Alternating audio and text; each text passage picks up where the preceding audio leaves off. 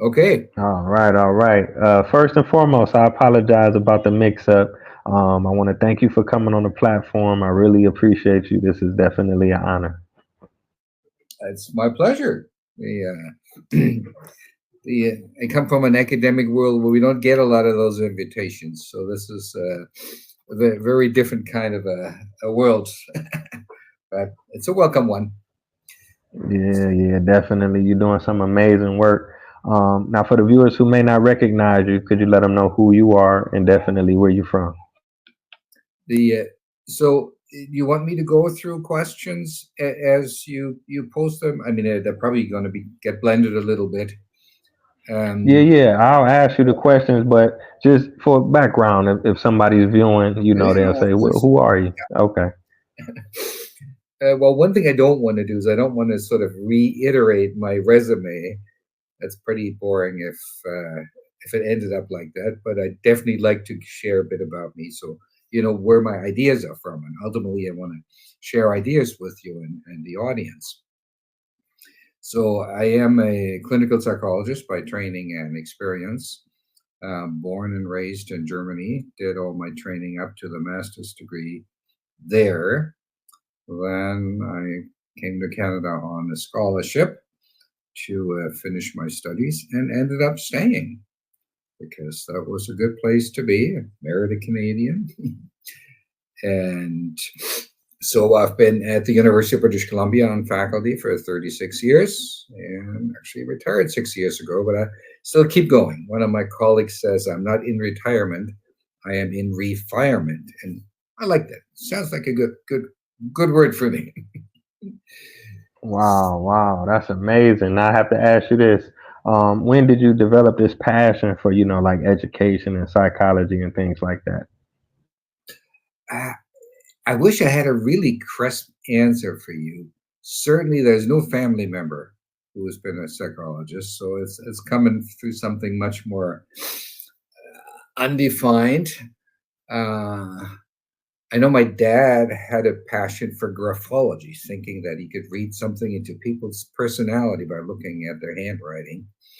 And I did a bit of a read up on it, and it doesn't really work very well. So we had good debates this way. So maybe that was the starting point, just having a chance to disagree with your dad. Right, right. Now I can ask you this: now going from Germany to Canada, they both great countries. Did you experience like a culture shock? Was it an easy transition or was it difficult? No, not particularly. I mean, if you're following the kind of educational stream I did in Germany, you get a fair amount of language training. Not that I was fluent in English all the time, but I did stretch. And actually, while even a student in Germany, I did an exchange in Canada and worked at the hospital here locally just to make sure I could beef up my language skills. But largely, both the US and Canada, and I spent some time in the US as well. It's not really culture shocks. I mean, they're countries that are very, very diversified, very globalized, and so the values are not strange. And I mean, yeah, there's some other things you don't know. Like I've never quite grasped baseball and football, but that's a different world. So I grew up with soccer. So no, overall, it's not culture shock. But I mean, you have to stretch yourself, right? If you come in with a different language, you can be a little stiff and clumsy initially. So got over that. Okay, okay. Now I don't know if I told you this, but I'm currently in Ghana. So if we get disconnected or it's a little delay, you'll know because it's not as technologically advanced. But Well, I'll have to tell you, I'm happy to hear that because one of my former graduate students uh, is from Ghana and is back there. She works at the University of Ghana. So there's a connection. oh, wow, that's cool. That's real cool. Now I want to ask you about some of the projects that you have put out. If you could talk about what inspired you and just in general, what it is it about the illusions of control. Yeah, that is the latest product. It was released on the market in July, and it really is. sort of a summation of various things I've learned over a long time. I mean, you can see by my gray hair, I've got a few years behind me. And, well, if you have a few years available, you can do a lot of things in a few years. So, as an academic, of course, you start primarily writing scientific papers for scientific journals, which most of the world doesn't get to see. But at some point, you also realize that this is intellectually stimulating, but it doesn't necessarily produce real world impact very quickly. So I've gotten involved with a number of domains which are very relevant at a clinical level. So I did quite a bit of work with heart patients. So I was a consultant on the heart transplant team. That was a great and interesting experience. And then later I also shifted interest and got interested in how people cope with cancer. And so anything that's psychological and that's relevant for medical disorders are topics of interest for me. So that is how I've spent my days. And when you have this much of a varied experience, of course, you also start to see connections between things. And that is something my students have pointed out to me. Sometimes I get a little overwhelmed because I see so many connections and I'll try to share them with them. But then again, to me, that's the beauty of it all, to realize that something that's relevant in marital life can be applied to politics or vice versa. And so the principles that are relevant are extremely transportable principles. You just need to understand them. And so if you have that kind of a background and you start to watch political news, I mean, there are all kinds of wheels going off in my head when I hear people making promises or being real hypocrites or whatever. I'm going. I could immediately give you a string of commentaries on this. So this particular book that I think triggered your interest really is what we call popular psychology. And I mean, there are other things I've written, but they really are scientific books. Some of them, with a fairly broad audience. But this one is the broadest audience, period. I mean, it's intended for anybody who is has an interest in looking at themselves and the world around them, and who's just a little bit psychologically minded. They, I think, can find something of interest in there. And of course, also if you're engaged, as I've been in training psychotherapists and working in therapy sessions yourself, you hear a lot of things that people do that really are not helping themselves. You sit there and say, oh my God, if only they had not done this, or they should stop doing this because it's not helping them. And so at some point you say, it's nice to help individuals, but if you learn things that will apply to many, many people, it is going to be even more useful if you can write it up and share it in a format that is accessible to thousands of people, hopefully. And so that's really what this particular book is about. And so the key thing here is that people spend way too much time and energy, I find, in trying to achieve their own goals or happiness by getting other people to change. And so my thinking is that it doesn't work very well. I mean, you're very close to us, just to hop to the border. And if you look at political camps in the US today, anybody who's willing to speak out publicly is in a camp and they're not moving. They're very committed to their camp. There's not a lot of crosstalk. Or the people that do that don't make it into the news. I don't know what exactly it is. Yeah. So that is certainly a world we experience gazillions of frustrations, and I'm sure you've heard the stories and you can relate to them. That you can't just change somebody's political views. Yeah. And it could be, how politics connects with other topics. I don't know, let's say how to handle COVID or how to handle abortion issues. Um, People have a lot of experience. They have a whole community that they're a part of, and that community has values and perceptions. And you can't just go and change any one of those values or perceptions. It'd be kind of like going into a house, ripping out a wall and putting another wall in. No, you got to remember there's a whole house here. And so if you want to change something, it has to fit, it has to flow with everything else that's there. Because your religious upbringing or your ethnicity defines who you are and what you're susceptible to and or open to, for that matter. And then there's Yeah. really challenging topic and kind of a frustrating one, because when I started training in psychology, we were extremely optimistic. We thought, if only you learn the right principles, you can change everything and people can be happy and you can treat this and you can treat that. And that was a bit too optimistic. It's not that we can't help, but we do things in very small, frustrating little steps. And we'd like to go a lot faster. And one of the reasons, and that's a point I have pushed recently in my work, is that we don't fully understand or appreciate how important the early years of life are. Because if you take a look at brain development, the really important ways how you learn to interact with the world, see the world, trust the world and other people is the first 2 years of life.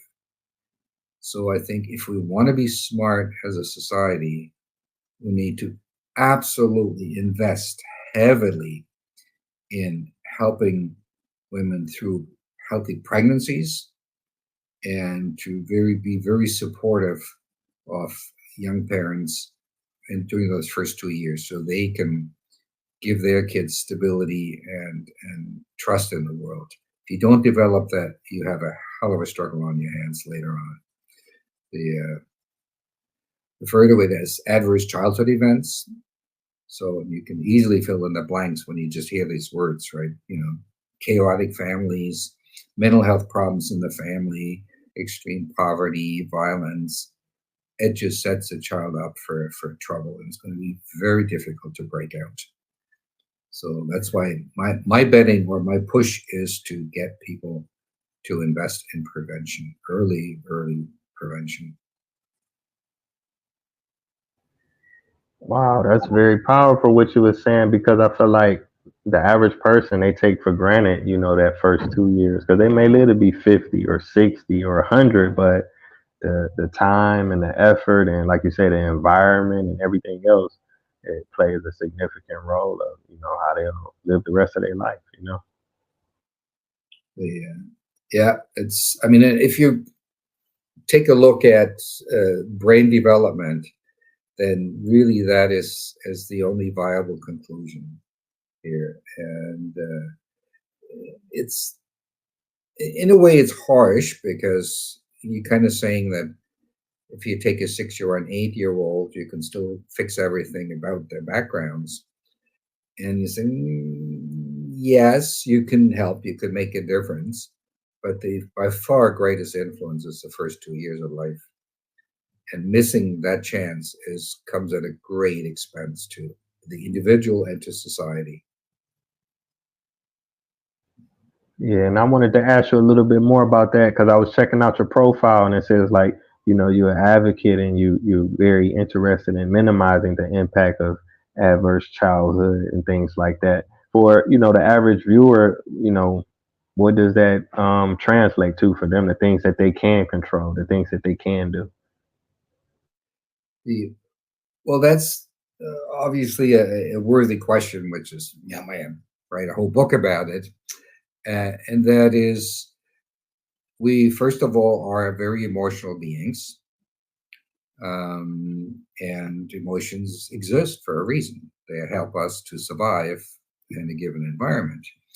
Probably the most powerful one is fear or anxiety, because that keeps us alive and keeps us away from trouble spots. So unfortunately, that can be abused. Like some politicians will try to scare the hell out of you because then they're promised that they're the solution to your fears. Um, and that's kind of a dangerous tool.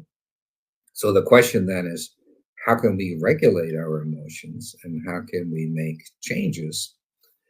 And the one thing I've learned in psychotherapy is that we have mainly two options. The first one is we can change behavior. I mean, literally, I can get up and now and go to the washroom if I want to go to the washroom, and you could do the same thing. There's really nobody around to prevent this from happening. And I could even go to the washroom if I was scared of the washroom. I might not because I don't like to be scared, but I can. The next thing you can change, that's much harder, is how you think.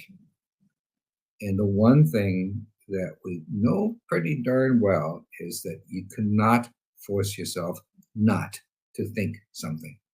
Because the more you try to suppress it, the more energy you spend on suppressing it, which keeps it alive, and it just rotates and it just drives you batty ultimately. So really your power here is to distract.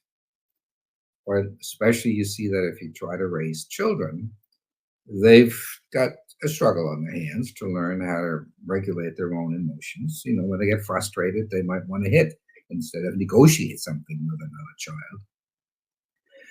And so they need to learn how to do this. And as a parent, sure, you could talk to them about feelings, but more than anything, you're going to have power by distracting them. You know, if they're restless at the dinner table, well, don't yell at them because they're restless, because it's not going to work. Keep them busy. Ask them questions. Or realize that after whatever 10, 15 minutes, little kids naturally get restless at the dinner table. And they want to get up and do something else. It's boring to sit there and just talk. Right? So, so this is something you can do. Or pick the example of children on an airplane. If they're bored and they're kicking the person in front of you in the back of the seat, that person will be ticked off at you, of course, for getting the seat kicked all the time. But that means that parent has a responsibility to keep that child busy. If you don't want to do that, well, then you don't really belong on an airplane, you know. And so these are the two key things you can do. Now, how exactly to go about it, that is way more complex than we covered, in a podcast. But it's not magic. It's planning. It is understanding consequences of actions to think about them. It's language. Like I'm a strong advocate for getting rid of words like would have and could have and should have. That's all kind of past tense, and it's all the stuff you no longer have control over. And I also don't like categorical words like I've never lied in my life, or I never will lie in my life. You bet I've lied in my life, and so have you. Sorry if I make a little nick in your self-image here, but just give yourself the breathing room by saying, yes, my basic principle is to be an honest person. That's decent. You can live with that. Will you occasionally slip even with your best intentions? Yes, you will, and you better be prepared for that and accept it. And that doesn't make you a bad person. Okay? So it's those kind of traps, and there's a branch of psychotherapy which is referred to as cognitive therapy, where the therapist goes with the client through their thought patterns. Right? So some people have a habit of being very negativistic in their outlook. They fear the worst at all times. Right? So as a therapist, you would go with them through that those habits, try to identify them, and occasionally challenge the clients and say, well, is that really true? Let's collect some data. Right? So somebody might be afraid of flying, and if you ask them why, and they say, well, yeah, sometimes airplanes have accidents, and when they have accidents, they tend to be pretty bad. It's not just that somebody gets a little scratch. So, and I can't talk them out of that because yes, we do have airplane accidents, okay? But we could do homework and investigate what is the probability that that one flight that you take is going to have a problem. And if you look at that relative to the chance of a traffic accident, it's actually well established that you're more likely to have an accident driving a car to the airport than flying in an airplane from A to B. So, and maybe having those facts at your fingertips is going to help to reduce the anxiety and not be so much catastrophizing. So, but it's a workout to get people into a different thinking mode. Yeah. Of course, you get to do that with people who've come to you in the first place because they told you, right? So I've got a problem. Can you help me? I said, yeah, let's sit down and try to do our best. If you don't think you have a problem, if you got all the answers already, well, then you don't need to come and talk to me. Wow, wow, that was a great analogy. I have to share this with you, right? I'm a world traveler. I've been to 70 countries. I've been to maybe 20 African countries. I've been to like 45 states. And one of my biggest fears on earth was flying. The first time I flew on an airplane was 2010. I was so terrified of airplanes. One time I caught the bus from Miami, Florida to Seattle, Washington. I was on the bus for a whole week because I didn't want to get on the airplane. But just Yeah. overcoming that one fear changed my life. I would be a totally different person if I never, like you say, the research too. I started Googling things and then I feel like, oh, flying is fairly safe. It's a lot safer than getting in the car or even walking down the streets. Yeah. Yeah. And of course, flying is a tricky one, right? Because once you've committed to sit on that plane, well, you got to stick it out until the flight is over. Some other things that are scary, you could run away. If you get really scared at the dentist, you could potentially say, "Stop everything," and walk out. But you can't walk out of that airplane once it's in the air. Yeah, that's true. I was blessed. I had a nice, cool, easy, first flight, first couple flights. Now I wanted to ask you about this uh, psychological adjustment to cancer. If you could talk about that a little bit.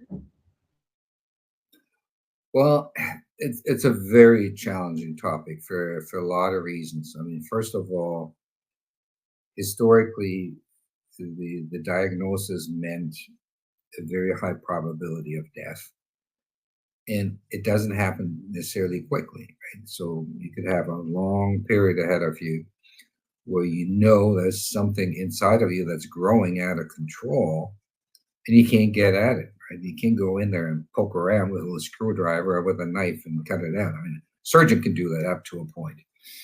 The and the other thing is, of course, that when you look at the whole process, treatments for cancer are pretty harsh, right? So if you go through chemotherapy, there's a lot of nausea to deal with. People lose hair and they go through radiation.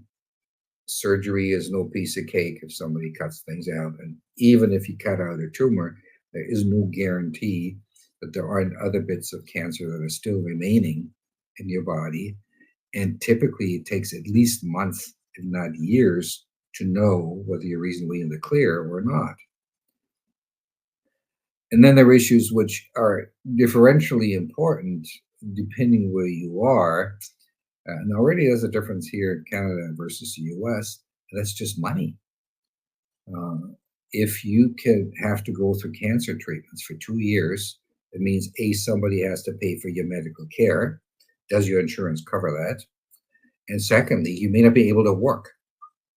So there are people in developing countries who have cancer, and they can't get the treatment they want because they can't afford it, But often worse, they have to keep working because they're going to die otherwise. They have no income. So that combination is especially bad. However, that was a pretty bleak picture I just described, and it's real, but the numbers have changed dramatically. So, for example, we know that if you catch cancers relatively early, typically they're organized in 4 stages, you have dramatically better chances of survival and successful treatments.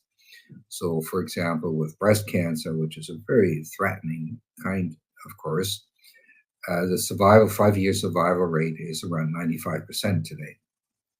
So, those are good numbers to be aware of. Or prostate cancer, the most frequent one for men, is very similar. And given that cancers are more likely to come up when you're already reasonably old, there's a very good chance you're going to die of something else. The typical man who develops prostate cancer is not going to die from it. He's probably going to die from heart disease. And you can possibly have it for 10, 20 years or not even know about it. A lot of men who have died from heart disease have been autopsied and they had prostate cancer, but they didn't know it because it's inside. It didn't cause symptoms. But yeah, learning to accept, how long it takes to get a reasonable answer and adjusting to that is the big challenge that we've worked on. Yeah, definitely. I mean, you brought up an important point because I'm from America. I'm from the States, so we definitely have a different, like a healthcare system. So I'm quite sure that that adds another layer of pressure, on a lot of people, a lot of families. Let me see, we're about 27 minutes in. I wanted to ask you about one more thing. Now, cardiac rehabilitation, is that like a similar situation, or is it significantly different in terms of psychology? I would describe it as very, very different, right? Because in cancer, which we just briefly, talked about, briefly, not quite true, but is much harder to measure things to know exactly where a problem is. Cardiology, you can do a lot of learning exactly about what the nature of your problem is. You can measure things, there are lots of tests. It's very clear what you can and need to do. And in cardiac rehabilitation, the best programs are the ones that, well, first of all, that get you physically fit again, right? Because typically the problem is with the heart, that's cardiology, but the heart is a muscle. Well, if you have a muscle, muscles have to be used. So you strengthen the heart muscle. We know exactly how to do that. The other issue is nutrition. We know that terrible eating habits have an impact on heart disease. And if you keep eating the worst things, you're probably going to have another heart attack pretty soon. So you can learn how to eat different, which is a great thing anyway, because you're also less likely to have cancer. You're going to have less likely to get arthritis. So the very things that are good nutrition wise are good for pretty much every health condition. And lastly, it's worth taking a look at, are there particular things in your life that are super duper stressful that you can maybe do something about, work with a psychologist, deal with maybe a marital problem that's sort of long standing and it just makes your life miserable, or workplace issues. So if you have what's referred to as a toxic workplace with just really nasty people that are constantly, hammering you, criticizing you, or undermining you, that it's a third of your life you spend at work, right? So that third of the time is a super stressful time period. Well, you'd like to do something about it if you can. Not everybody can. Yeah, you made an important point. One third of your life, that's a significant amount of time to have to spend somewhere where you're not comfortable or you don't feel welcome or appreciated. Yeah, you don't want to be you do want to be a TGIM person. Thank God it's Monday. looking forward to work because you do something that's meaningful for you, to hang out with people that you enjoy. And so you can come home and say, yeah, I made a tiny little bit of a difference. Yeah.